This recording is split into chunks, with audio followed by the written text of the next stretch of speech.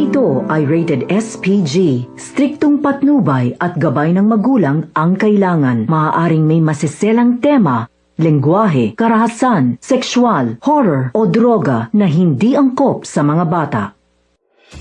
Abangan bukas ang mga maiinit na eksena sa teleseryeng Blood vs. Duty. Magbubukas ang episode.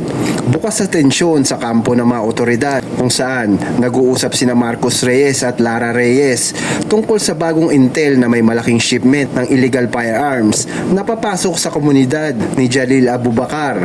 Nag-alinlangan si Marcos dahil may impormasyon na may pulis nga na nagtataksil sa loob ng kanilang grupo.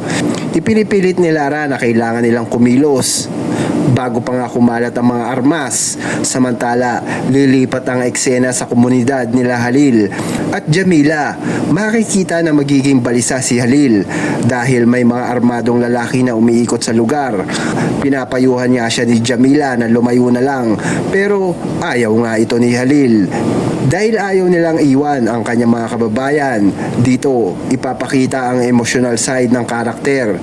Gusto niya protektahan ang komunidad kahit malagay nga siya sa panganib. Sa kabilang banda, makikita nga si Felix Domingo na nakikipagkita sa isang misteryosong financier. Pinaplano nila ang pagpasok ng armas kapalit ng malaking kaguluhan. Ipinapakita rito na mas malaki pa nga ang sindikato kaysa sa inaakala nga ng lahat. Sinabi ni Felix kapag nagkagulo na, magkakawatak-watak na nga sila. Doon tayo kikilos. Habang papunta na nga sina Marcos sa operasyon, may tumatawag sa kanya na anonymous tip. Sinasabi nito na huwag nga niyang pagkatiwalaan ng kahit sino, kahit si Lara.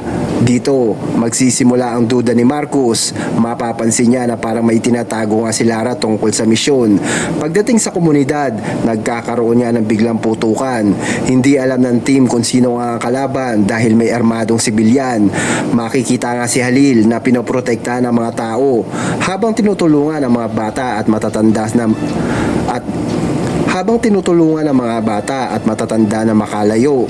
Mapapansin ito ni Marcos at dito magsisimulang magbago ang tingin niya kay Halil. Sa gitna ng nakaguluhan, may lalapit kay Jamila at sasabihing target niya si Halil. Bigla siyang matataranta. Tatakbo siya para balaan ang kapatid. Ngunit bago pa nga siya makarating, may sniper na tututok kay Halil. Makikita nga ni Marcos ang sniper at agad niya siyang papaputok para iligtas si Halil. Doon, magtatagpo ang kanilang landas. Magkakatinginan nga ang dalawa. Parehong hindi sigurado kung magtitiwala. Habang paatras nga ang grupo, may sasabog na sasakyan malapit sa kanila. Malalaman nilang decoy nga lang pala ang operasyon.